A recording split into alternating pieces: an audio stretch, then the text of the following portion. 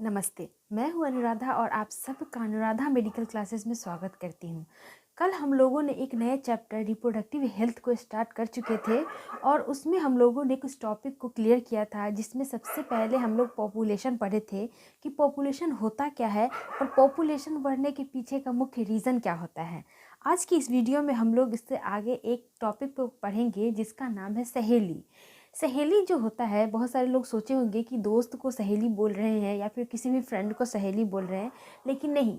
Reproductive health वाले chapter में सहेली को एक कॉन्ट्रासेप्टिव पिल्स के तहत दिखाया गया है और समझाया गया है और इसी के बारे में कुछ डिस्कशन दिया गया है आपके एनसीईआरटी बुक में भी, और मैं भी आपको कुछ अलग से पॉइंट्स वगैरह बताने वाली हूँ। तो इस वीडियो में बने रहिएगा और पूरी तरह से जानकारी ले करके जो लोग कॉन्ट्रासेप्टिव पिल्स का यूज़ करते हैं वो इसके इम्पोर्टेंस को समझेंगे, साथ ही साथ इसके होने वाले साइड इफ़ेक्ट्स को भी समझेंगे।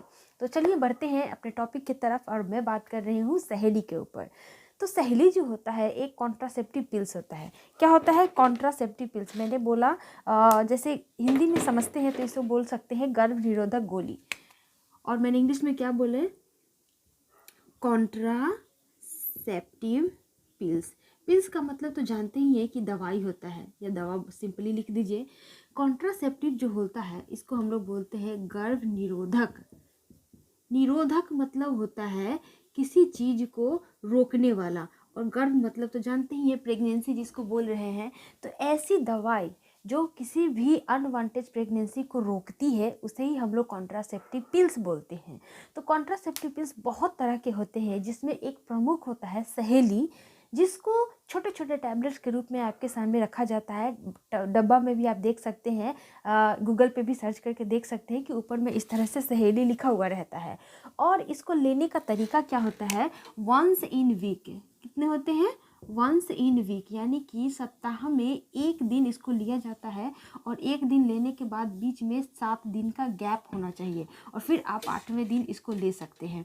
तो कहने का मतलब यह है कि यह एक ऐसा कॉन्ट्रासेप्टिव पिल्स है जिसको सप्ताह में एक दिन लेना पड़ता है। बहुत सारे पिल्स जो होते हैं वो एवरी डे लेने वाले भी होते हैं, कुछ और अल्टरनेट करके भी होते हैं, और कुछ वीक में एक बार होते हैं। तो सहेली वीक में एक बार लेने वाला कॉन्ट्रासेप्टिव पिल्स है। अब ये करता क्या है, ये इम्प्लांटेशन को रोकता है। मान लीजिए प्रेगनेंसी जब कंसीव होती है तो उस टाइम में इम्प्लांटेशन जब हो जाती है तब समझा जाता है कि प्रेगनेंसी कंसीव हो गई है। तो इम्प्लांट का मतलब हो गया कि गर्भाशय की जब दीवार होती है, ये देखिए, ये आप जानते भी है स्ट्रक्चर में, जो लोग पढ़े होंगे मुझसे उन्हें पता होगा कि ये गर्भाशय है। और गर्भाशय के अंदर जो होती है 3 लेयर पाई जाती है। सबसे बाहर वाले को हम लोग बोलते हैं पेरीमेट्रियम, बीच वाले को बोलते हैं मायोमेट्रियम, और सबसे अंदर वाले को बोलते हैं इंडोमेट्रियम। तो ये जो इम्प्लांटेशन होता है उस केस में होता क्या है, यहाँ से ओवरी से क्या जानते हैं कि एग निकलती है, यहाँ से एग रिलीज होती है, और एग रिलीज होते हुए यहाँ पे इस्थमस एम्पुला वाला ये रीजन होता है जहाँ पे कोई भी स्पर्म वेजाइना से एंटर करते हुए आता है, और यहाँ पे अगर मिल गया पीरियड्स के 10 to 17 डेज के बीच में अगर किसी भी कपल ने कॉन्ट्रासेप्टिव पिल्स का यूज़ न करते हुए फिजिकल अटैचमेंट के थ्रू अपना रिलेशन को बनाए हैं 10 to 17 डेज आफ्टर मेंसुरेशन, यानी कि पीरियड्स के बाद, तो प्रेगनेंसी कंसीव होने के फुल चांसेस होते हैं। तो उस केस में होता क्या है, ये स्पर्म जब एग से मिल करके फर्टिलाइज हो गया, क्या हो गया, फर्टिलाइज। अब फर्टिलाइज क्या होता है, फर्टिलाइजेशन क्या होता है, ये समझिए। जब भी कोई मेल गैमिट फीमेल गैमिट के साथ क्या करती है, फ्यूज़ करती है, तो उससे हम लोग क्या बोलते हैं, फर्टिलाइजेशन बोलते हैं, निषेचन की प्रक्रिया बोलते हैं। तो निषेचन होने के बाद ये क्या करती है, एक आगे की तरफ मूव करती है, और इधर भी ये तीनों सेम लेयर होंगी, और यहीं पे आकर के इस वॉल से चिपकना चाहती है, क्योंकि उससे होल्ड करने की आवश्यकता है ना। अगर मान लीजिए कोई चीज़ हम ऊपर होल्ड करने के लिए कुछ उसको हम लोग सपोर्ट नहीं देंगे तो वो तो नीचे गिर जाएगी।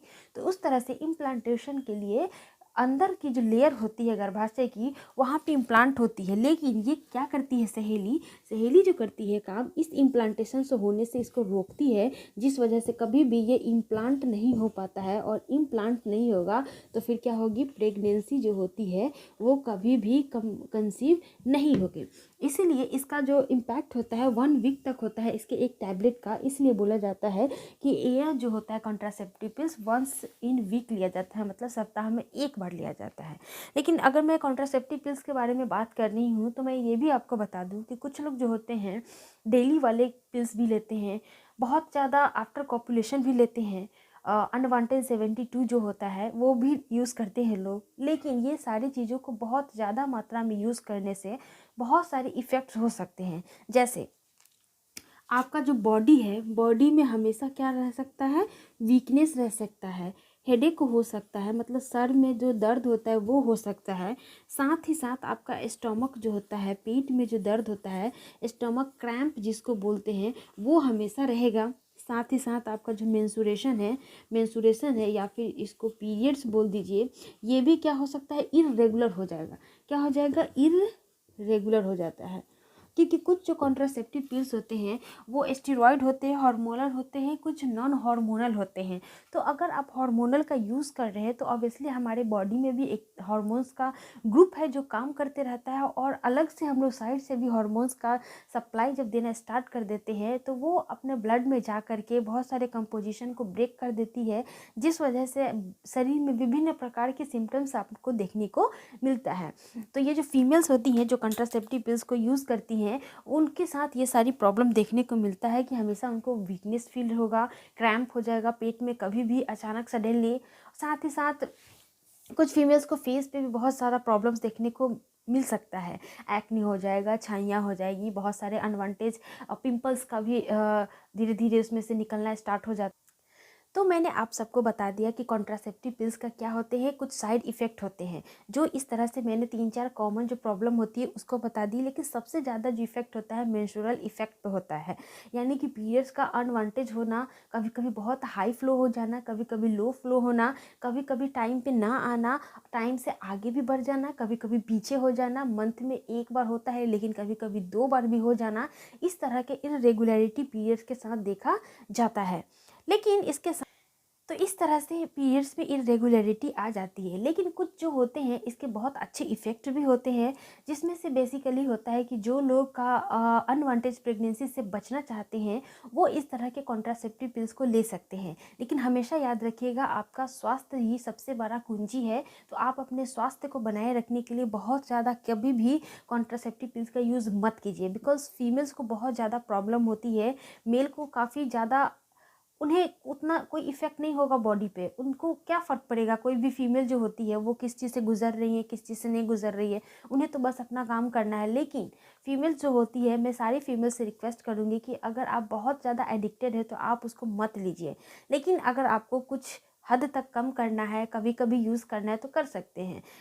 लेकिन मैं तो इस तरह से हम लोगों ने देखा कि सहेली क्या होती है, एक कॉन्ट्रासेप्टिव पिल्स होती है जिसका यूज़ अनवांटेड प्रेगनेंसी से बचने के लिए किया जाता है। तो वीडियो अच्छी लगी हो तो वीडियो को लाइक, शेयर और सब्सक्राइब जरूर कर दीजिएगा। और मेरे साथ जुड़े रहने के लिए पर्सनली अगर आपको कुछ पूछना है तो इंस्टाग्राम पे मुझसे जुड़ सकते हैं, अनुराधा मेडिकल क्लासेस करके, वहाँ पर आप टाइप कीजिएगा या फिर लिंक भी दिया हुआ है डिस्क्रिप्शन में। तो चलिए मिलते हैं नेक्स्ट वीडियो में, लेकिन जाते जाते वीडियो को लाइक, शेयर और सब्सक्राइब जरूर कर दीजिएगा। अपना ध्यान रखिए। जय हिंद, धन्यवाद।